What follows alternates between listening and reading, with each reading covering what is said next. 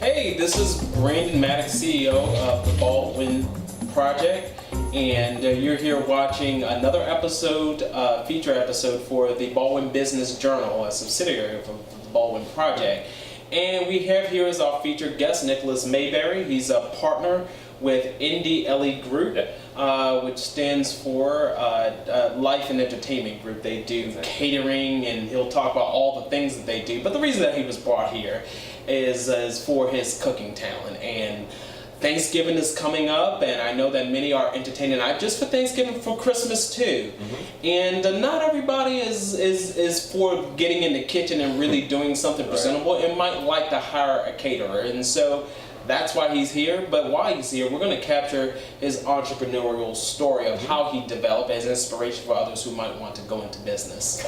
All right, Nickolas, I wanted you to just give the introduction of yourself. Okay.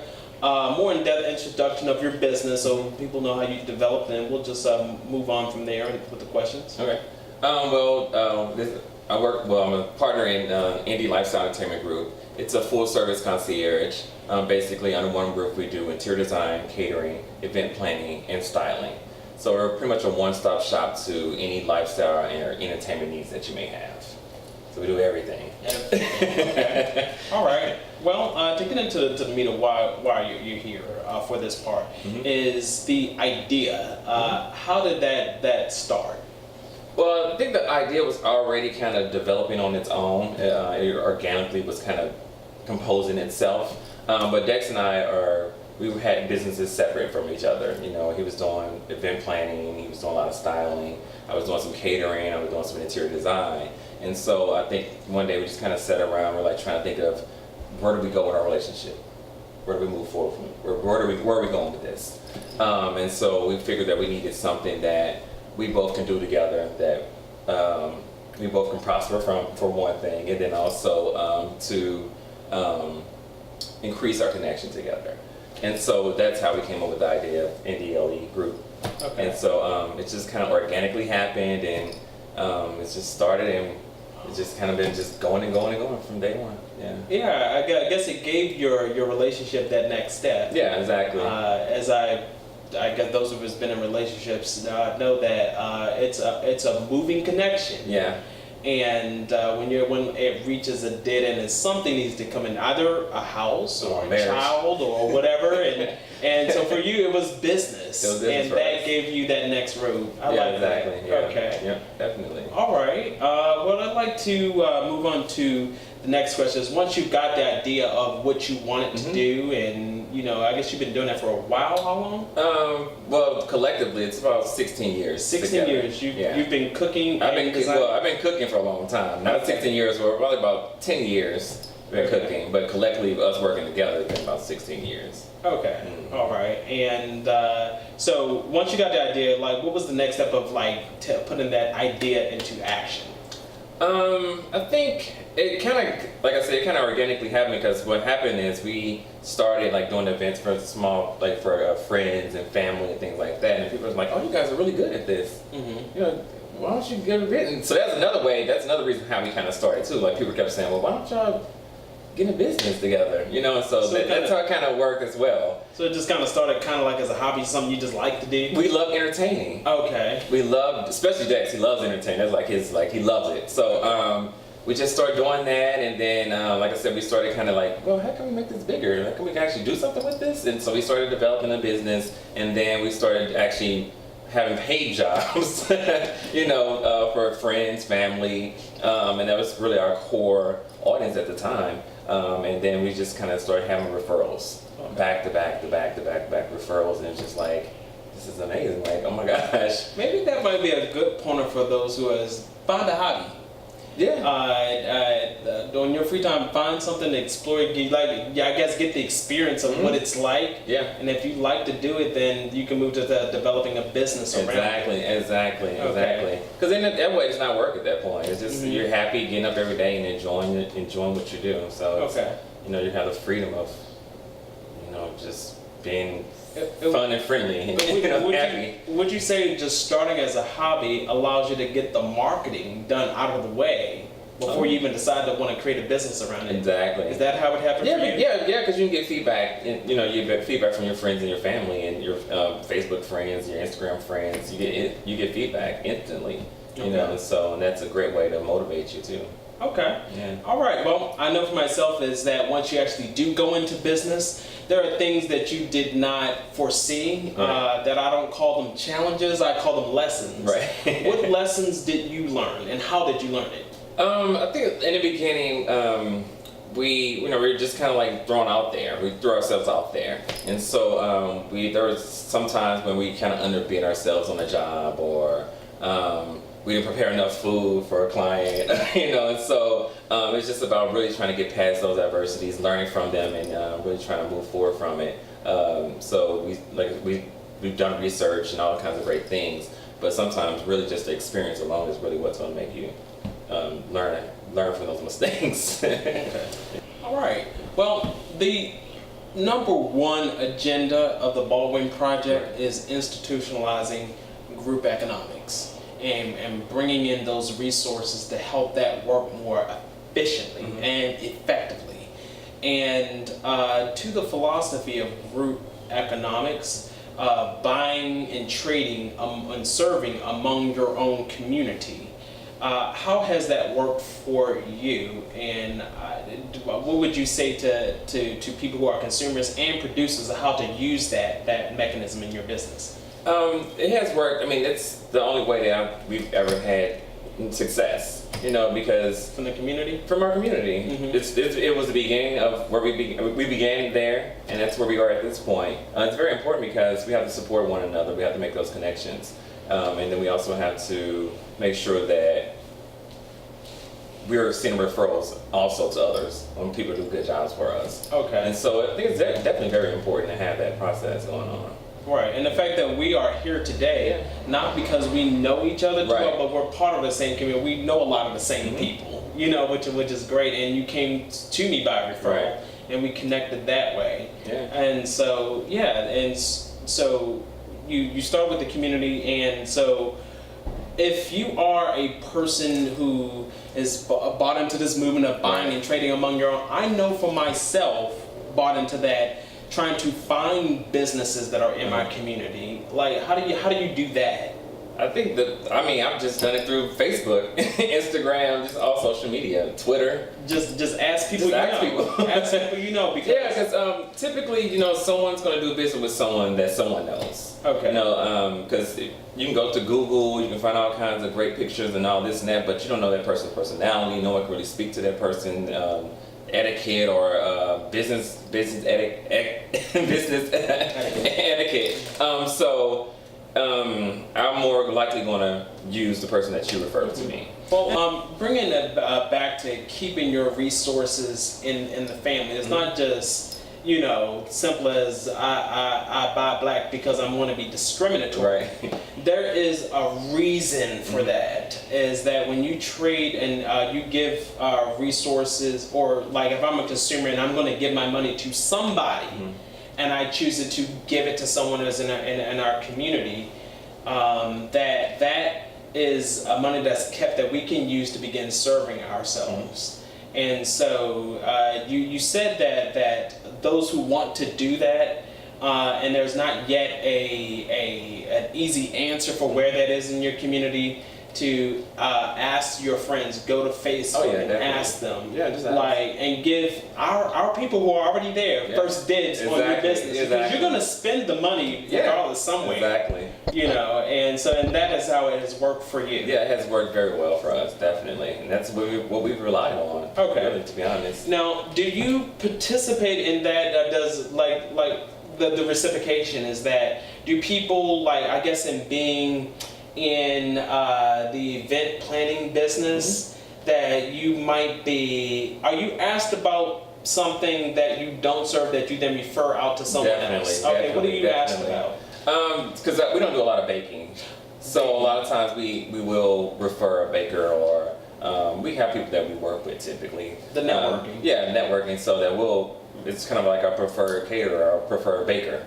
You know, so it's a list that we have of preferred people that we work with. We have singers, we have makeup artists. We have all kinds of people that we typically work with. Like a lot of you go to a lot of venues, they have preferred people that they work with. They don't really work with anybody else. Okay. You know, so we have So if you were preferred doing- list, but it's not like an exclusive list, but we do have people that we prefer to work with. Okay, so I imagine in the midst of doing something like a wedding or a baby shower, that women would like to do their hair done. I didn't hear that you do hair. No, I don't do hair now. Okay. I don't like to nobody hair. Okay, but you know a hairdresser and a makeup artist. Exactly. And so and referring that business out to your preferred hairdresser or makeup artist, do you see that that business reciprocated back to you? Oh yeah, definitely, Okay. definitely. It's always, I mean, because those people value that we go to them first. Okay. You know, so they're gonna always support us because we support them. Okay. So. Okay, so it's like get into number one is ask your friends. Go to Facebook and before you go to Google Right. to find out who is in your community. If you are in business and that by the nature of doing your business, you are asked about services that you don't do, have a preferred list that you can refer them to, and it's not just great great social policy, it's great business policy, Yeah, as definitely. that business is reciprocated. Comes back, Thank you. yeah. All right, the last question is just wanted to get any kind of words of inspiration for people who have an idea or passion for a line of business of what, to guys to go in and commit the action behind that Right. and just do it. Yeah, my word for that is really just to find something that you're passionate at. You know, find a hobby or an interest or something that really brings you joy, so that it's not like a job. It's something that you love to do. So you wake up every day and you're happy. That's going to be your driving force. So you experiment with different things, try this, try that, try this, and then sometimes just land on something. That's kind of how I did. I landed on something. So it's hard work, but it's so worth it. It's You'd rather worth be it. doing this than being an employee. Heck yeah! Like I can wake up and I'm at home working. Okay. You know what I'm saying? So I don't have to go into an office. I don't have to deal with all the office politics or anything like that. Okay. You know, my day is guided by what I want to do. And you can give yourself a raise. I can give myself a raise. I Okay. typically don't, but I can. All right, well, thank you so much. We're about to go into the kitchen and see what he can do. Definitely do that. All right, we're in the kitchen of Nickolas. Yes, we are. And we're just going to get a sense of what he's going to do. It's simple enough, so you can go try it.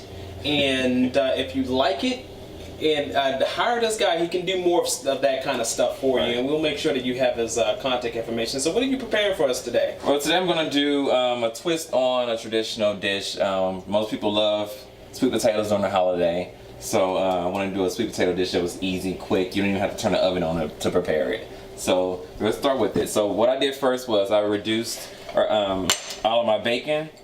I already did it, so we don't have to do that right now. But this is what it basically will look like when you're done with it.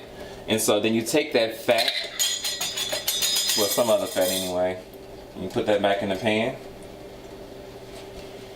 Alright, so what we're going to do now is we're going to fry up some of these sage leaves, and this is going to be a nice crunchy topper on our sweet potatoes. While that pan heats up, we've boiled down some of our sweet potatoes in the pan. We just chopped them up really good, really small, so they can boil real quickly. We're going to add that to our bowl here.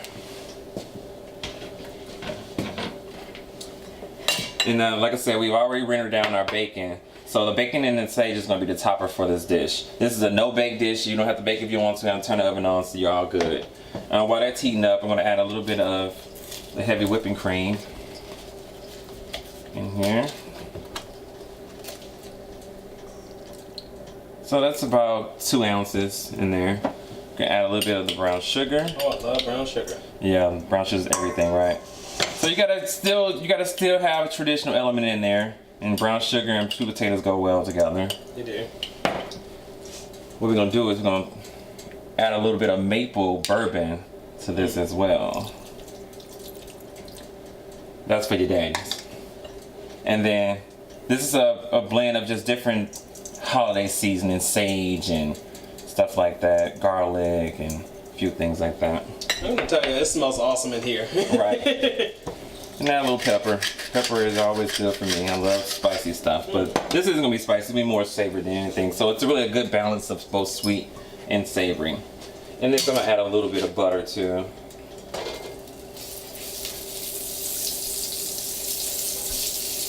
Everybody loves to hear that sound, right?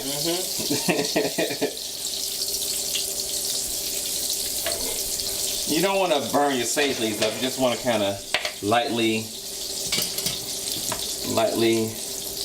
crisp them up.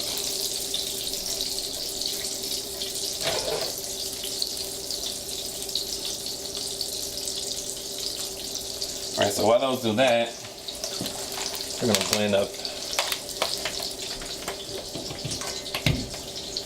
I'm actually gonna add a little bit of the salt in there as well.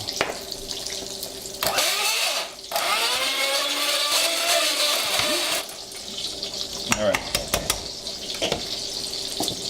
Our sage leaves here.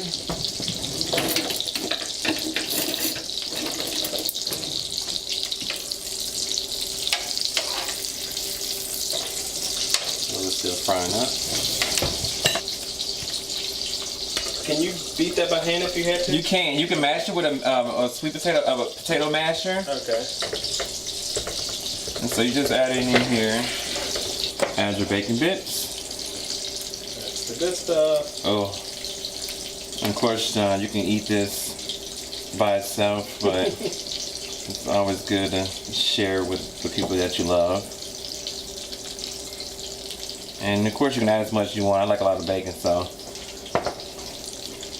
And that is I never would have thought to put bacon with, but I'm sure that works. It's not, you can't mess with adding bacon to something now. You really can't. Well, you know, bacon has such a distinctive and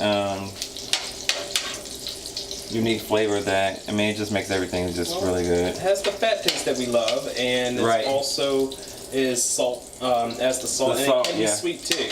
Yeah, and this is applewood smoked bacon, so it does have a little sweet note to it as well. Oh, I'm not ready to taste. All right, so I'm just gonna add these last little pieces of my fried sage, and we're gonna have our buddy here take him a nice big taste of that. I guess you can use your own spoon. You can feed yourself, I'm assuming. There we go. Mmm. Mmm. Do you taste that maple in there? Mm-hmm. Yeah, right. It is that soft sweetness that you expect from sweet potato. Mm-hmm. The texture, I get this sweetness, not too much, not very sweet at all. It's just perfect. I just want to. I'm tasting the sage now. Love it. Right. You taste it and you smell it. Yeah. But I just wanted to thank you for inviting us into your home, into your kitchen, and sharing your story from us. I hope that does inspire someone to just go for it. You know, it's worth it. And if you try this dish and you love it, definitely, and or you bring it to your Thanksgiving and people are raving about it, tell them where you learned that from. And I heard this guy for your next event. Thanksgiving as Christmas is coming up, we will make sure you have the recipe and all of his contact information. You're on Facebook. We talked about using social media. Yeah, so you can reach me on Facebook at Indie Lifestyle Entertainment Group. You can also reach us on Instagram. It's The Indie Factor. TheNDFactor. Twitter also is The Indie Factor. So, thank you so much, Nickolas. Thank you. Have a good day. All right. Perfect. You gotta try that shit. I know you're gonna try it.